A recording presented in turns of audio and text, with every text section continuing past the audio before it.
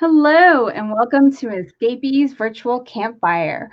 We're glad to have you here on this Wednesday night, and tonight we're going to be preparing for Thanksgiving with a few guests. Right now, I just want to hit a few items of club news so you guys know what's happening right now in the club. And we recently just started our winter home bases. They have started and they're off to a wonderful another start. I hate to say that again, but everybody is having a good time and it's seems to be working out well so far. It's nice to be able to get together with friends during this time. We actually do have a few spots open in the Hangout in Texas and in Arizona. If anyone is interested, you might want to go ahead and jump on that, look at the Hangouts coming up on the escapees.com page. And in case you missed it, Escapade, we're doing it. Escapade Take 2 in Rock Springs, since we had to cancel this year. We're not going to have one in March, but we are planning for July and hoping that we can all make it to Wyoming in July. That'll be July 18th through 23rd, so we will see you there. And finally, just to let you know, if you were in any of our Escapees RV parks, the facilities have changed their open schedule, so you can check that out at escapeesrvparks.com/COVID. So without further ado, let's get to what we are talking about tonight. And that would be Thanksgiving in your RV. And I have a few guests in here. Let me bring on.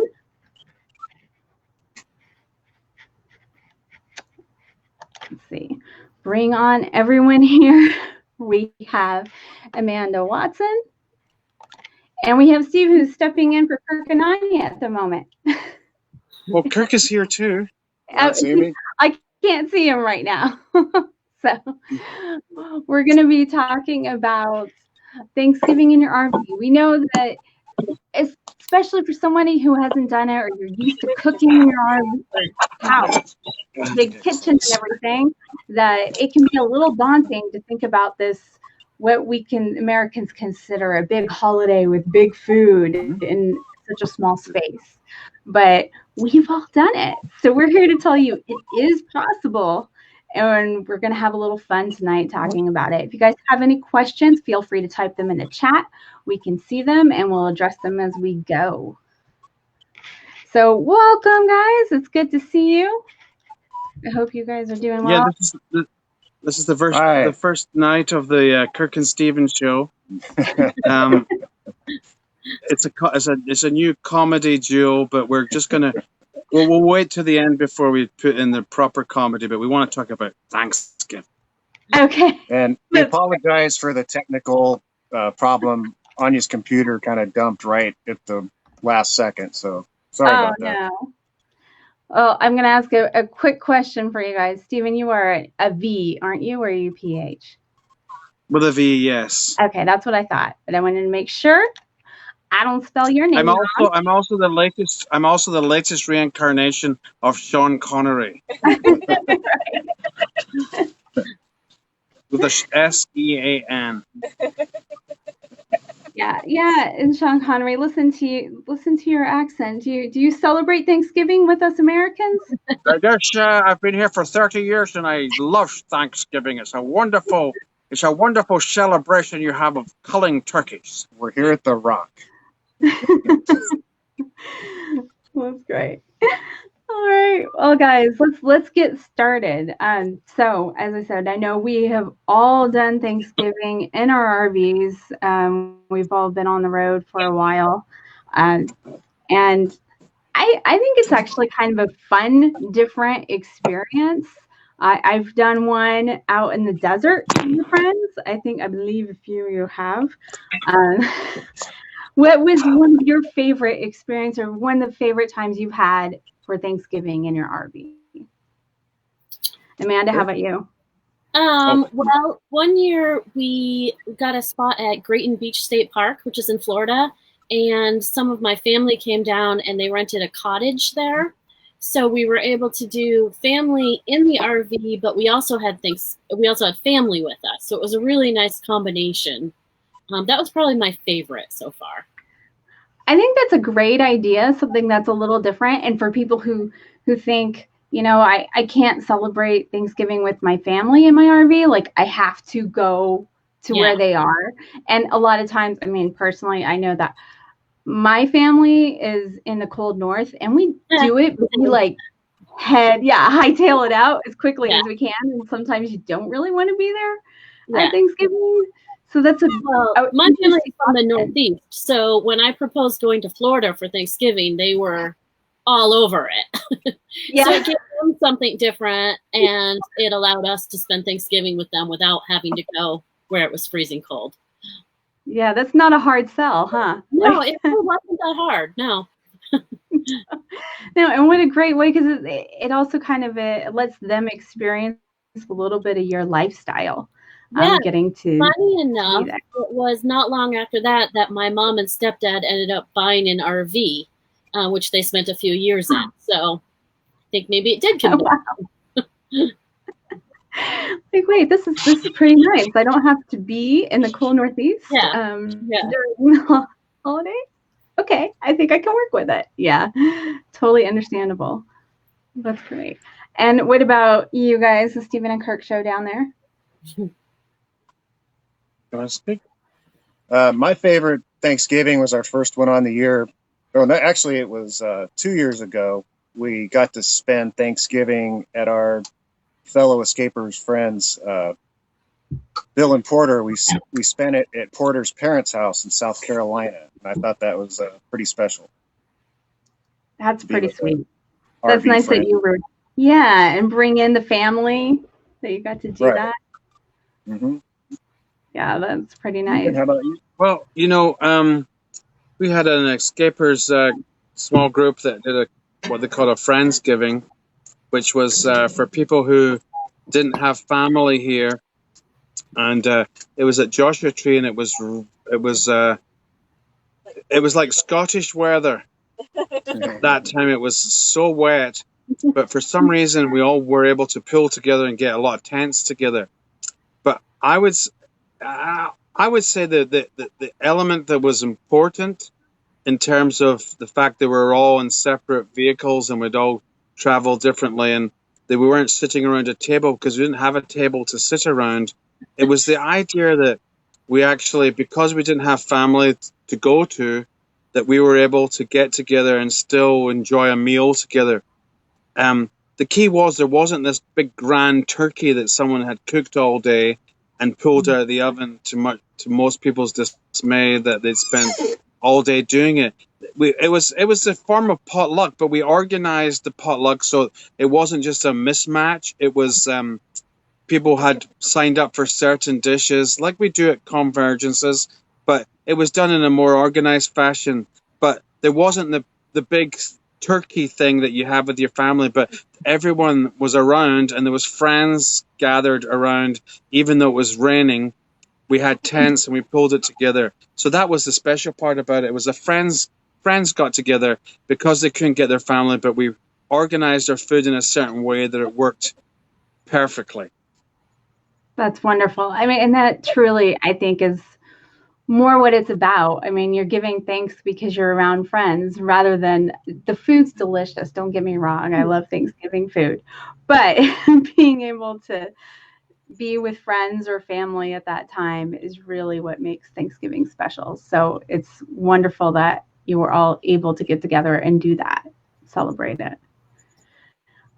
We one time celebrated Thanksgiving with some friends. It was just a few other couples, and we were actually at a park visiting friends, and we knew some other couples that were out boondocking, and one of them did not have a tow car, and they had kids. So we went out to them. So everybody just did that kind of potluck thing. We knew somebody made a soup, and we made some sides, and a couple of them was their first Thanksgiving in the U.S. They were German, so they were here, and they made a couple German dishes. Someone actually did make a turkey in their RV oven. It was very, not the huge bird, but a smaller one.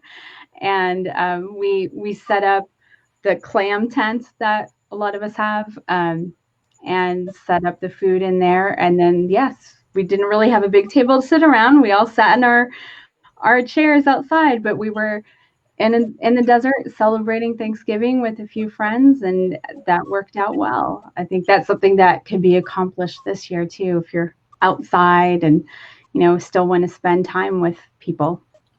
It's easy. Yeah, I mean, I totally agree with you. That was why it worked so well, is because it was friends.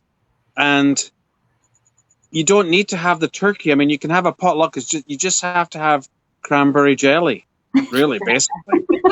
As long as you've got the cranberries, the turkey can go away and fly away. Pie. It doesn't, not needed. And you have alcohol. to have pie too. Pie is critical.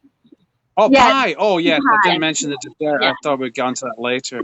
But yes, you've got to have the dessert. You've got to have the pies. If you've got pies and you get some form of cranberry, you don't need anything else. In fact, you might not even need the friends. That brings Thanksgiving right there. I mean, and you can combine it. I often will make like an apple cranberry pie, and hey, all in one dish. There we go. Thanksgiving. Oh, if you put the turkey in the pie as well, you got everything covered. Put some gravy, turkey, pie, cranberry, sage, sausage, all in one pie. And just give everyone a pie and let them go off and eat it on their own. I think that totally makes sense. It's just a savory pie, and that would totally work. And that's like Yeah, a one-pot meal. Yeah, exactly. Individual dishes. This is sounding like the perfect COVID, really, like meal. Like we can make individual dishes, this little pot pie with turkey and stuffing and cranberries. Bam. Done. You guys are all good. Okay, it's over. Let's go. But anyway, all joking aside, something that I figured, oh wait, Susan, are you a canned cranberry jelly kind of person or the fresh stuff, Susan? And yeah, Eric definitely It's doesn't. getting dark fast here. Sorry. Yes, you guys are. Our lighting passing us. Yeah, that time change will really get you. That is one thing. Start your Thanksgiving early if you're going to be outside. Yeah. Yeah. Oh, yeah, that's a very good point, because you're outside. And this year we have to all be outside, outside of our rig. So you have to really be careful with lighting. An outdoor shelter that is that's COVID friendly. I think that's something we talked about before. I think we really want to make sure that we're really including the people who are very concerned about COVID, and we don't want to have a big political discussion about it. So just set up your places so that it is open, Right. And there's lots of airflow. Right. And that's the good thing. If you were in a warmer area right now, sitting like you guys are sitting outside, and you're okay. Yeah. I think And we have a fan all very close together right now. But yeah, you're outside and you can breathe and socially distance and eat your food and have a good time. Absolutely. It's doable. It's an RV. So let's talk a little bit about prepping, because sometimes when you're prepping for Thanksgiving, people start this weeks in advance. Ooh, that was some light. But you still have to think about it. It's not like you have, most of us don't have huge fridges. There are some nice big fridges in RVs, but not all of us have those. So what do you guys do to kind of prepare for this meal beforehand? Sorry. Go ahead. Well, I'm a big prepare ahead of time kind of person. So, like, if I know I'm going to make pie for Thanksgiving, I'll make the crust ahead of time and put it in the freezer and then pull it out later. I have a tiny fridge and a fairly small RV with not much storage, so I can't really prep a lot of meals ahead of time, but I have found that like prepping individual ingredients and then putting it together the day of is a big help. And also trying to utilize maybe untraditional appliances like crock pots and Instant Pots. I saw somebody on the comments said that they made a turkey breast in their Instant Pot, and that sounds really interesting. Yeah, that can be done. I mean, you just have to have a grill to do the crisping, but most of the heating can be done in the Instant Pot. You're absolutely right. Yeah. One other thing I'd like to bring up when it comes to prepping. One year we did kind of a small potluck style with some other RVers, and nobody really wanted to do the turkey. So we actually got a roasted turkey from Whole Foods and picked it up the day of and like heated it up. And I think that's kind of a nice way to do a combo so you don't feel like you have to do everything, is to maybe get a turkey from somewhere else, or maybe get some sides from somewhere else and not feel like you have to make everything yourself in the RV. Yeah, I would agree with that. You can farm out what you need to, because depending on how many people you have, you might be bringing a lot of dishes in if you're doing a potluck, but also if it's you making all the dishes for yourself or your family, it could be a lot. And I've made, and I know all of you have made many meals in your RV, and it can be done, but it can be overwhelming, and there is a limited amount of space. So trying to keep everything. Kirk can maybe talk about that outdoor cooking. Yes, absolutely. I know Kirk can talk about some outdoor cooking and talk a little bit about that bird and different ways to cook it. Yeah, absolutely. We live in a pretty small Airstream, so I do, and I enjoy it. I do most of the cooking outside. I have a camp stove. I just have a new Traeger grill and a Weber Smoky Mountain, so I can cook a lot of food if I want to. And also, if you don't have that available to you, your oven, you can just get a smaller bird or get a big bird and cut it up into different pieces and just put it on a sheet pan in your oven if you want. But yes, having grills and outside ovens it's a nice thing to have, and it's fun to cook outside, and I think people enjoy smelling their food cooking. Yeah, I think so. This is one of the pictures that you gave us, and that looks like the turkey legs. Yeah, I call those turkey pops. You take off. Wrap in bacon? Yeah, you wrap them in bacon. You make it look like a popsicle, except it's a meat sickle, and they're very fun to do. Or, and then this one you did a rotisserie?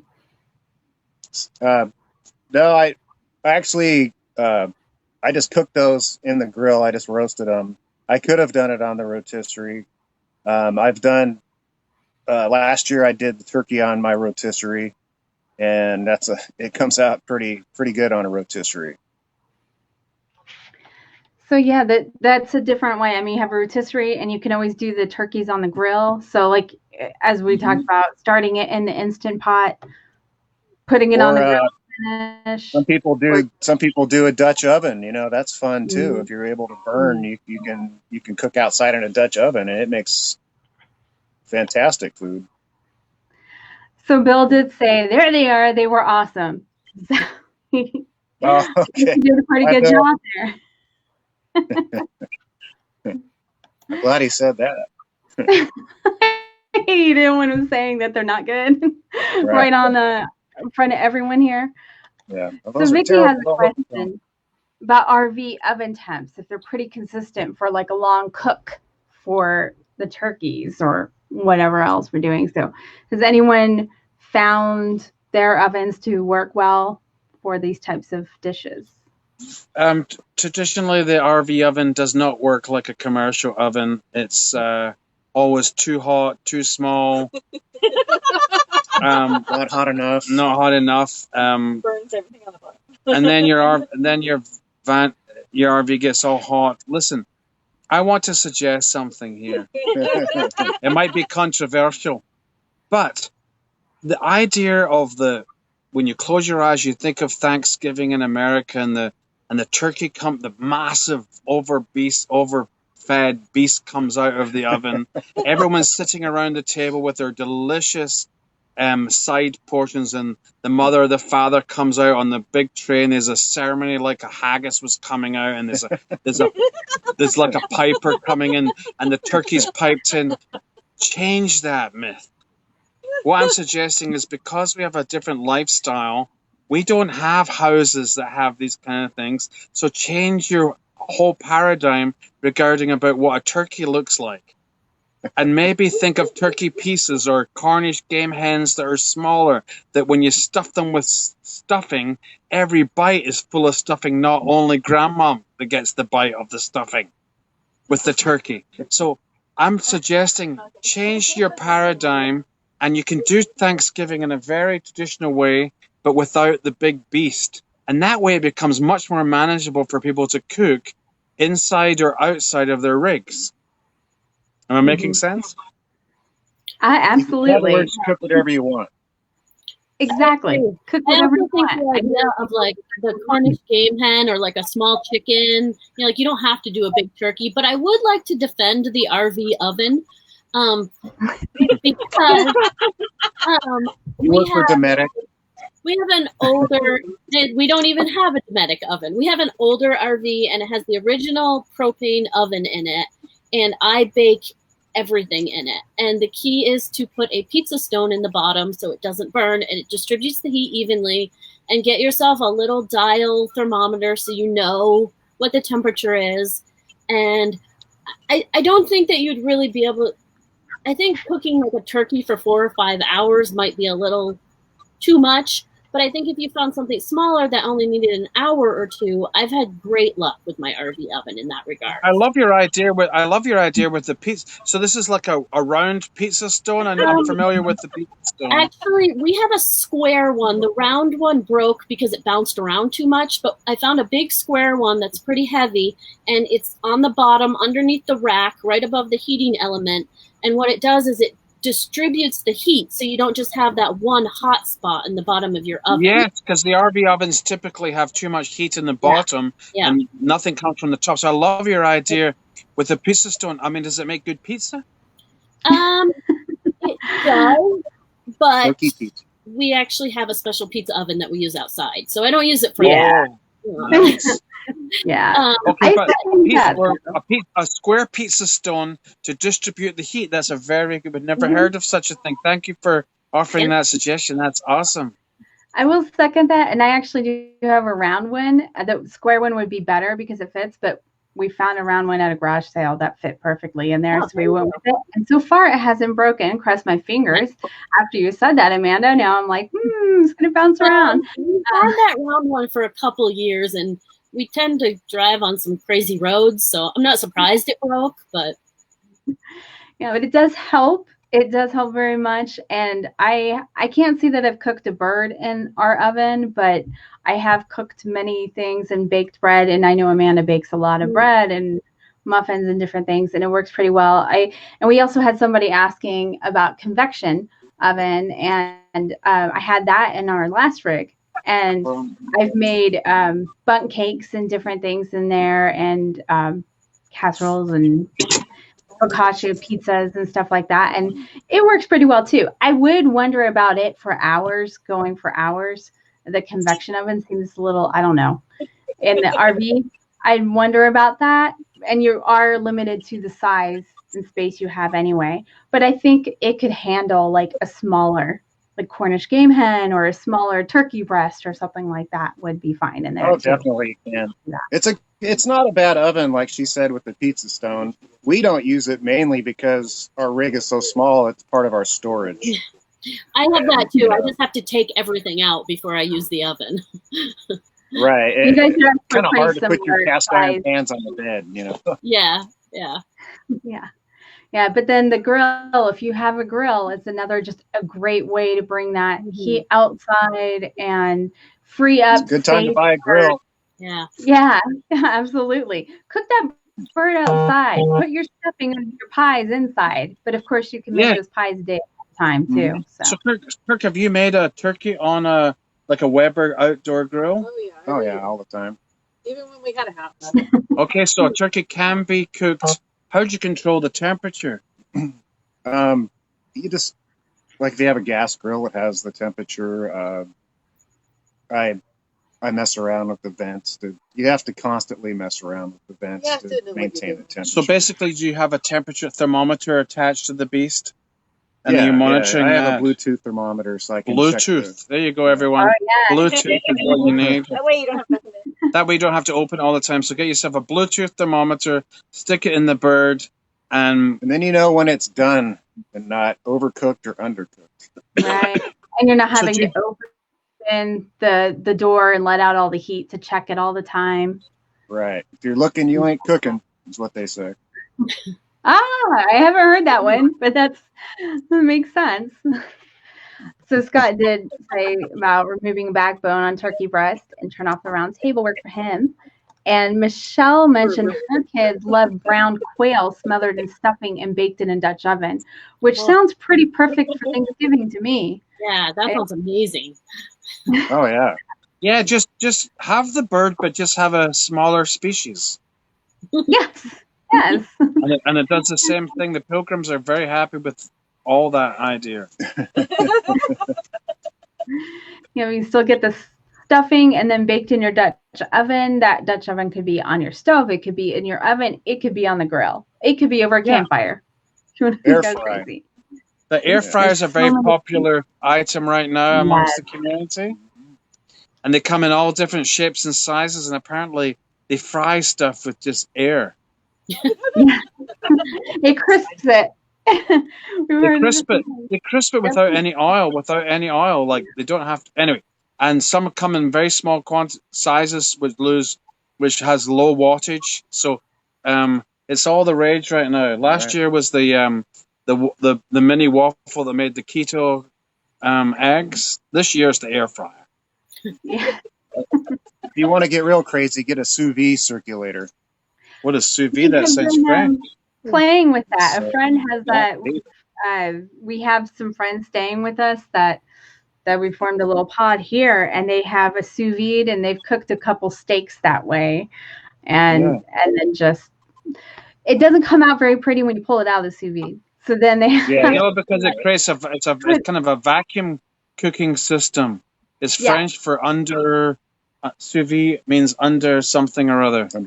Underwater, under something, under pressure. I don't know.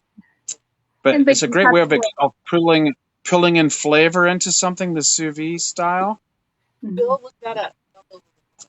Bill has to check out what sous vide means. And it probably would work for like smaller turkey breast or something like that. And then if you can crisp them up in the oven or on the grill or something like that, it should work. Or have a propane blowtorch. That works good too. Yeah, that will work too. But yeah, sous vide makes very good stuff. It's, if you want to nail it every time, do sous vide. But here's what I want to tell everyone. If you have the greatest turkey in the world by the cordon bleu chef, and the mashed potatoes are absolutely perfectly silken with butter from fresh cows in Normandy, and you've got cranberries that grow from a tree. If you have cranberries that grow from a tree and you've put over from a bog, and you've got them fresh, but you don't have love around your table and you don't have friends, it doesn't matter what the food's like. That's right. That's right. And if you bring up politics this year, God forbid, it's going to ruin every meal that we make. If you bring up politics, you can talk religion all you want, but don't bring up politics this year. Probably a good idea. Good advice. Yeah. The key to a happy Thanksgiving. Football. Yeah, you can talk about football. Football's fine. What else is fine? Well, you just have to have it on the background. It drowns out all the noise. Football. Soccer. So let's talk about sides. What do you guys... Pies. And I know Amanda makes pies in her RV. So you said you usually do it, you make the dough ahead of time? Yeah, I like to make the dough ahead of time. You can keep it in the fridge for like a week, or you can throw it in the freezer. You just have to make sure you give it enough time to warm up. Like I said, I've had... So Amanda, what do you think about these pre-frozen pie shells? I think my grandmother would be very upset if she knew I was using one, but I think they're fine. Have they come a long way? Are they just still? I do think they've come a long way. Yeah, like the Pillsbury one. You can even get. I think you can get the pre-made that comes in like a roll, and you roll it out into your, So I'm sure they're fine. It's just kind of a tradition in my family that you make your own pie crust. The other thing I feel like you can make pie filling ahead of time. Like if you're doing an apple or a pumpkin, you could make the filling ahead of time, store it in a container in the fridge, and then put it all together the day of. So absolutely, that'll save you time, and it cuts down on the cooking time. If you were cooking it with the filling on the stove and then you have it and then you want to put it in the oven, your time reduces drastically, and it comes out just as delicious. Yep. I will say with I make my own pie crust most of the time too. It's another grandmother and mother thing. Like I have to make it, but I have used the shortcut at times when we're trying to do something.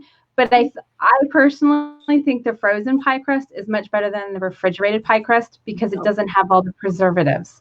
That makes sense. That's good. Yep. Yeah, I think the refrigerated, I can taste it most of the time. I think there's something off, but I've picked up some pie crust in the freezer and I look at the ingredients and there's nothing in there that I wouldn't use. Yeah. So it's a little idea. That's a good thing to know because usually when things are frozen, you don't need the preservatives. So it's closer probably to your grandmother's style with very little added ingredients. Exactly.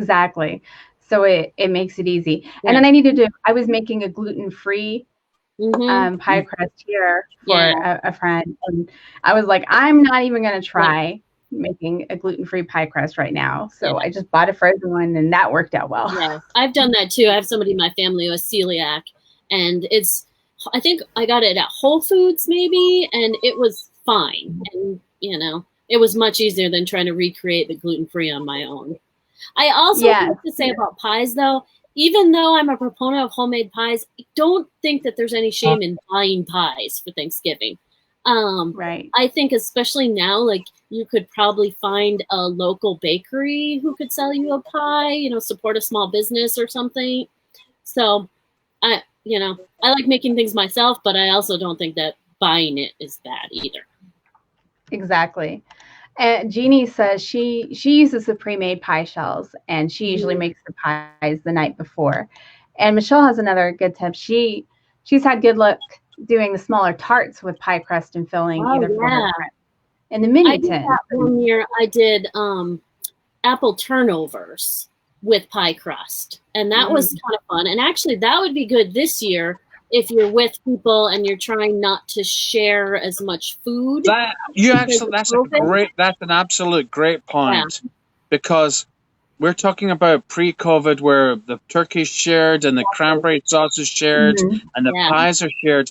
Maybe this is the year where you make small finger-sized foods where people don't need to share. Yeah, exactly. About that a lot. Yeah, how to still get together with a small group of people, but make it safe for everybody.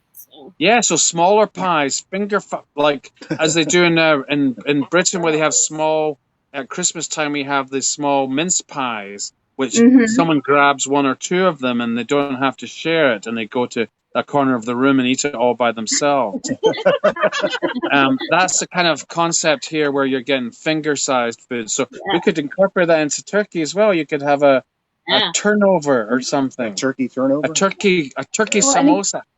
If you do the little game birds, you can have your own. But I think that their own bird. Yeah. And I have like little mini pie shells. I have a few different things of that because I'm a pie person, so like I have many little different ideas of pie. But you could also use muffin tins for that to make like individual pies if you wanted to do that, and expand upon that into like the stuffing category. You can make stuffing muffins in that individual type thing too. So it sounds like your pies are more important than the than the main course. Well, actually, The turkey. I'm a vegetarian, so I don't even eat the bird. So, like, to me, Oh, good for you. absolutely, I am all about the pie and the stuffing. I really like And your the stuffing. vegetables. I like that stuffing idea in the muffin tins. That's pretty clever. Yeah, it's something I've seen, but I'm seeing come up a lot more this year too. Yeah. I think probably a lot of people are trying to think of different ways to do Thanksgiving this year. Well, again, think outside the box and think about how other cultures outside of traditional Thanksgiving in the US, how they safely provide small amounts of food. I mean, every culture has a pasty, a samosa, some kind of pie. There are single tamale. I mean, we have so many different cultural. Maybe this is the year to have a multicultural type of Thanksgiving where you're actually thinking outside the box and thinking, how can we make smaller, hand-sized portions of food, whether it's the main course or the pie, that you can have individualized, right? Yeah. Mm-hmm. I mean, if that's what you wanted to do, I personally, it sounds like a lot of work to me. But Like, So you'd rather throw a whole big bird in Yeah. the thing. Yeah. who you were having Thanksgiving with, because if it's your immediate family or a pod that you have created and you have trusted, then it's easier to share food. But if you are trying to expand upon that and do a celebration with some more friends and trying to make it safe, it's kind of an idea that has some merit, trying to make these things individualized so that it's easier to share things without cross-contamination or Yeah, so for this year, it's a kind of a case-by-case basis. Who's the group? Even if you're in an RV, you can still do a traditional bird. If you've got a smoker, you can still do smaller things in the oven. And I guess it all depends on what your group is. If you have a bunch of friends that you're trying to be very COVID safe, then maybe you do the smaller size of things. But if not, go closer towards the traditional side of things. Yeah, Or absolutely. the turkey pop turn out well. Each person gets their own turkey leg. So can you buy just turkey legs? So you could just Yes. do turkey pops? Yeah, you can Okay. buy turkey legs, or you can buy thighs, or pretty much any part of the turkey is available in individual pieces. So this turkey pop is a turkey leg wrapped in bacon. Is that what it is? Well, sorry for vegans and vegetarians out there, but you strip the bone, and then all is left is the meat. So you're not, most legs have all those nasty, tendons and things. This is it's like a meat pop, and you wrap it in bacon. Sorry if you're vegan, I didn't mean to offend you. But, it's pretty good. I think anybody who's watching this expects turkey talk on a Thanksgiving show. So Yeah. So this year you want to have vegan friendly and COVID friendly. There's a new category.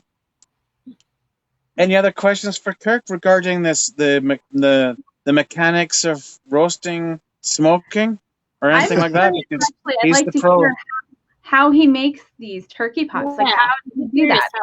Yeah. There's a picture of them here, but they're just in a pan. Are you cooking them in the pan, or are you grilling those? What's happening here? The pan was just for presentation. Okay. The turkey pops, you cut off the top of the turkey leg so it's it'll stand up on the grill, and then like I said, you strip it, and all there is just the ball of meat, and you just cook it on the grill, and it's just like cooking turkey any other time.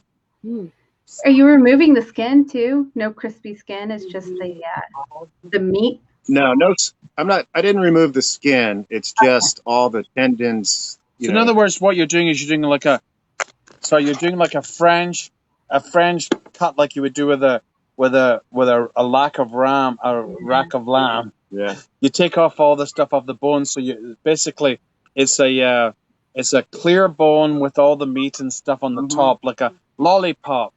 Yeah. And then you're saying you put bacon around the top. Right. All right. You wrap the whole thing in. So in other words, you're using the leg, which has got no other meat on it, as your holder. Mm-hmm. That's the turkey part.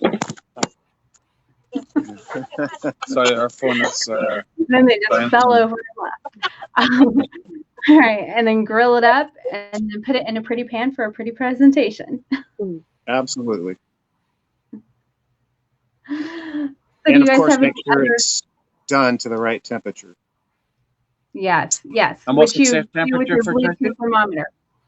Dark meat.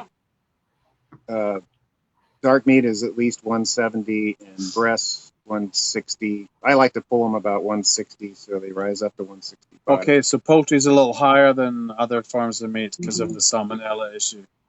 Well, people used to cook it. That's why turkey was always dry, because people cooked them too long. They overcook it. Yeah, it doesn't need to be cooked to 180 degrees. That's way too hot. Okay, so Kirk, what do you think about brining the turkey first before you cook it? If you're gonna smoke it, it's a must. You have to brine the turkey, and brining just adds a lot of flavor to the turkey. Basically, a gallon of water and equal parts salt and sugar, or whatever else you want to throw in there. There's no rules to a brine, but yeah, just put it in there for overnight, and you'll have some pretty juicy and delicious turkey, and the skin will crisp up too. Yeah, we can't underestimate the power of brining. So if you want a brining recipe, Kirk just told you, it's salt and sugar, but you have to it's all about letting it sit for 24 hours. Or like I do a lot of times, because we boondock a lot, I dry brine it, which means I just salt it pretty heavily, leave it in the refrigerator, and then rinse it off before I cook it. Yeah, I've done that too, and it works just as well. Yeah, it works just as well. It pulls all the moisture, and it holds the moisture inside anything that you're cooking. So don't ever cook anything without brining.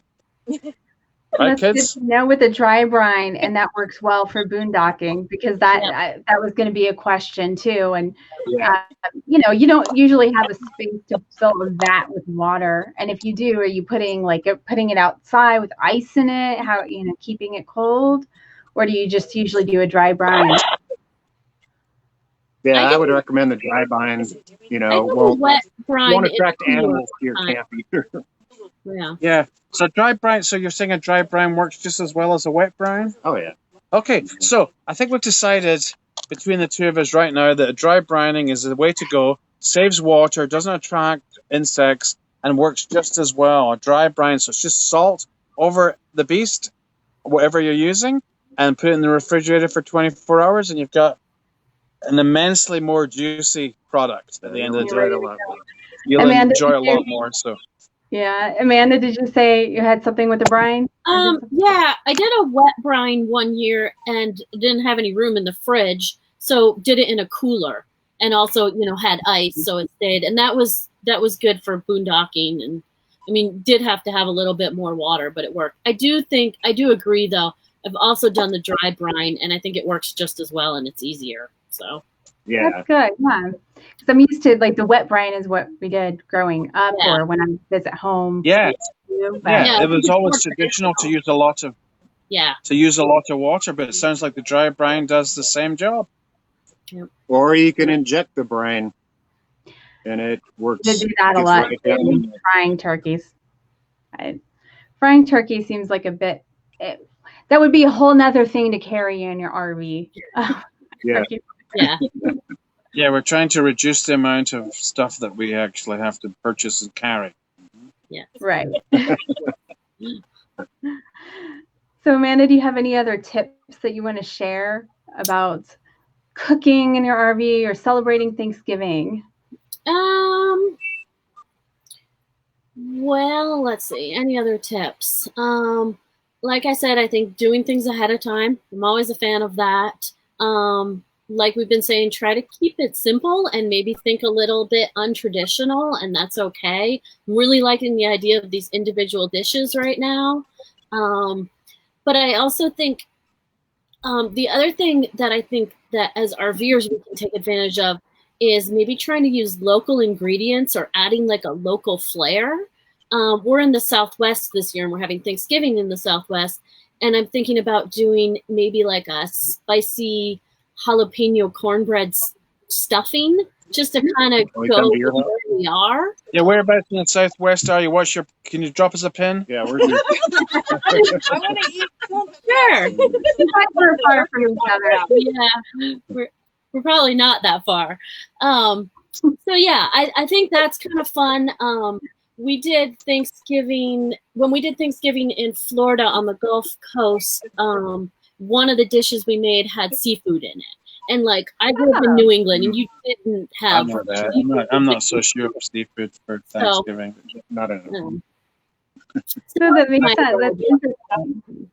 Yeah, bring in the flavors because this is why we're traveling too, right? Yeah. No, it's a good point. I mean, if you're in New Mexico, why don't you buy hatch chilies every minute and cook with have like 3 meals a day with hatch chilies? Fill the freezer with hatch chilies. So you still have hatch chilies in my freezer. They can use in everything that I possibly Yeah, absolutely. can. They're gift from the heavens. Yes.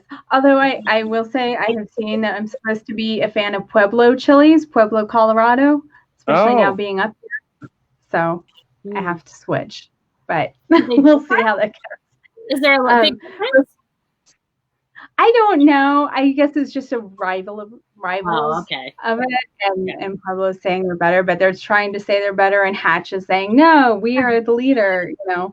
Everybody knows about Hatch, so I haven't had a Pueblo chili, so I'm gonna have to check this out at some point. We'll try it. Before we get into any other tips that you guys have, I want to bring up. Vicki had a question. She said, if a wet brine has salt and sugar, why is there no sugar in the dry brine? Because we keep talking about salt being on the outside. That's a good question.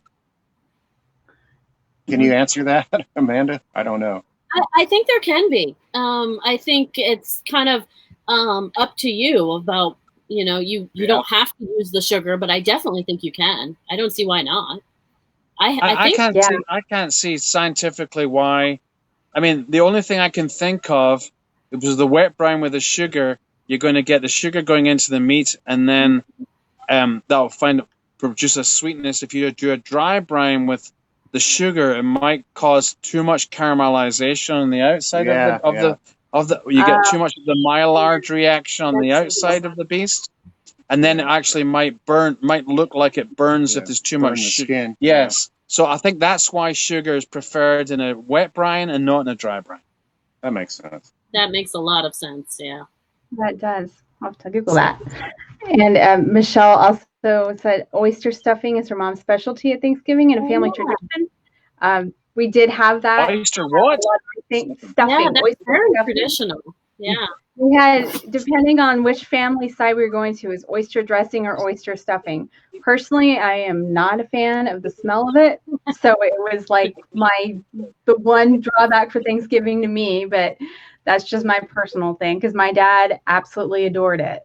And that was why his one thing he wanted every year. Oyster stuffing.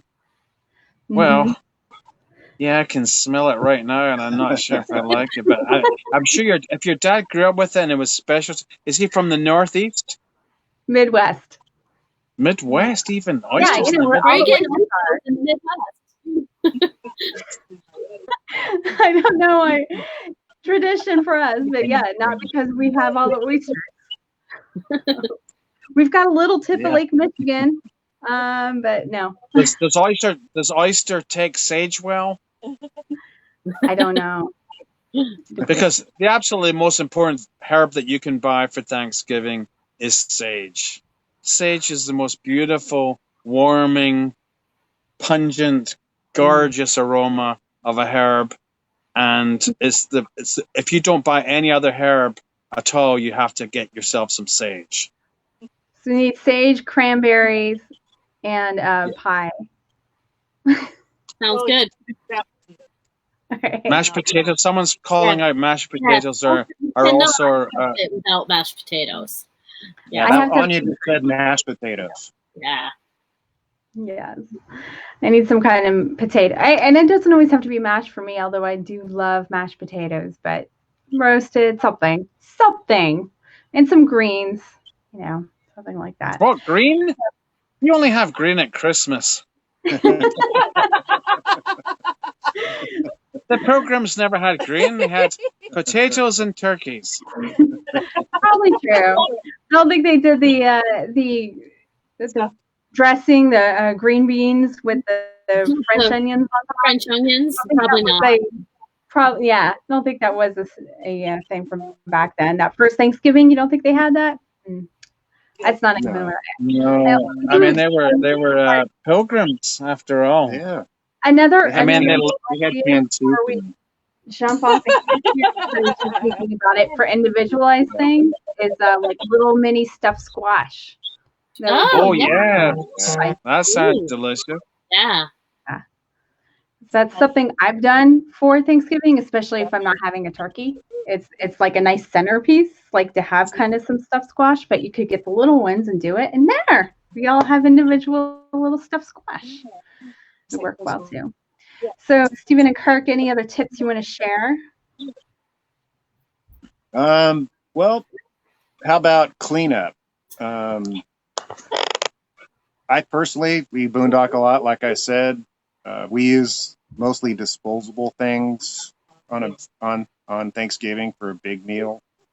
We do use like a platter, traditional platter and stuff, but most of our stuff is disposable because, as everybody knows, garbage and cleanup is a huge thing in an RV, especially a small one.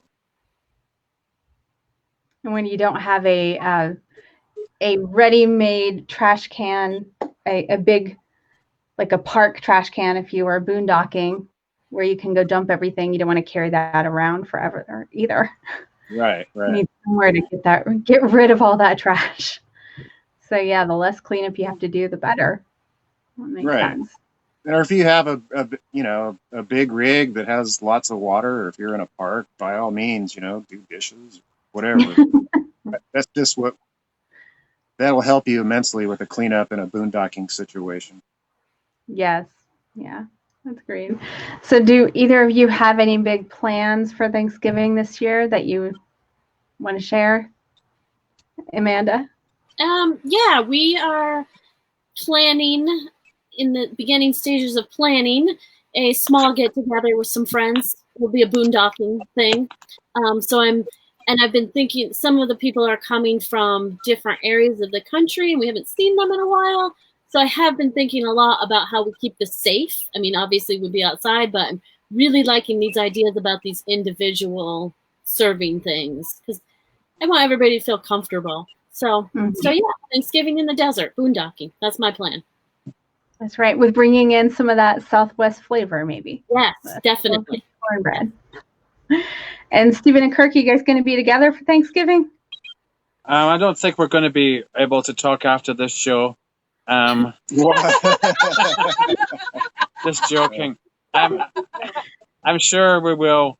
We'll see how it goes. I've got some good ideas to share with them, and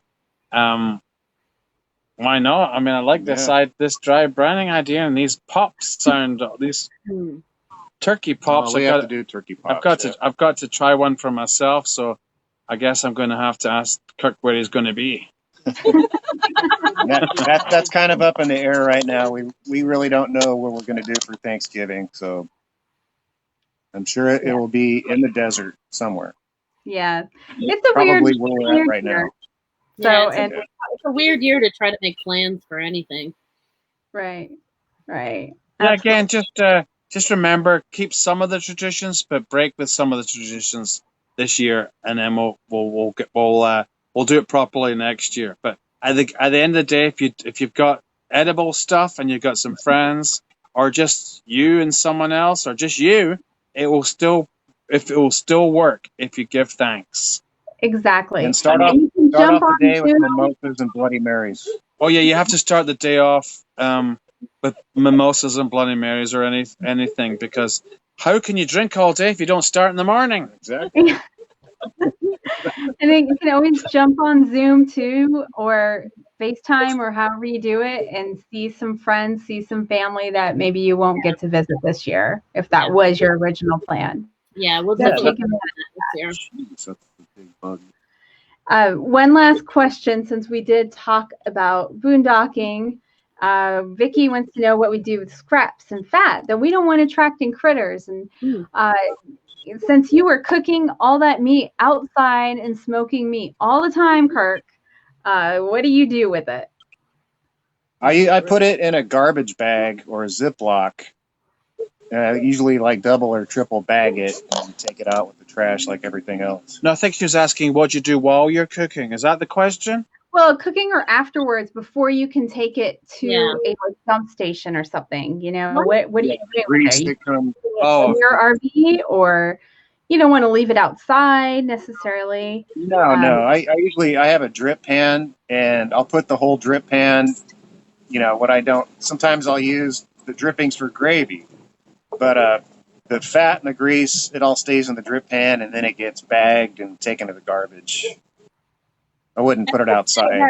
One thing I've done, if I have, not a large amount of fat or scrap, and I'm boondocking and I don't have a place to get rid of it right away, is I'll wrap it up really well and I'll stick it in my freezer. So it kind of like freezes a little bit, and then the day that I'm going to go to the trash, I'll grab it and add it with the other trash. That's a good idea. I used to recommend putting that kind of stuff. We have a trailer, so we have a truck with a cap on it, and I used to put trash back there until this summer when a bear tried to break into the back of our truck. Oh. So I no longer recommend putting food scraps in the back of your truck. No, we keep them in the shower. Shower, that's a good place. Yeah. Well, that's interesting. And yeah, good to know. I'm sure I know where that went to. So great, guys. Well, that sounds perfect. And Michelle does mention she freezes hers if she's not able to leave it in the park trash. She does have a residential refrigerator freezer, so it makes it a little bit easier. Oh yeah, absolutely. If you can put bones or whatever in the freezer, that will protect them from getting soiled and attracting insects, etc. Yeah. Or you can make stock with the scrap. Oh yeah, I was about to say stock. Yes. Don't throw away the bones. Use every part as my. Even the peels of your carrots and all of that stuff for your stuffing, you can use that to make a good broth with, too. And don't forget the sage. And don't forget the sage. So thank you guys so much for joining us. We hope you have a wonderful Thanksgiving. Amanda and Stephen and Kirk and Anya, who's hiding back there.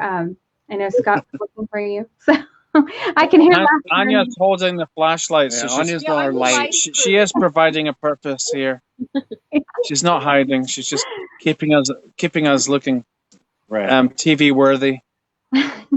And for everybody who joined us, thank you. And we hope you have a wonderful Thanksgiving this year, too. And let us know in the comments what you're doing this year. And we hope that we helped dispel some of the fears that you might have about trying to make a meal or celebrate Thanksgiving on your own or in your RV with smaller kitchens and not family. And we've all done it and we've all survived and we kind of love it. So we hope that you do too.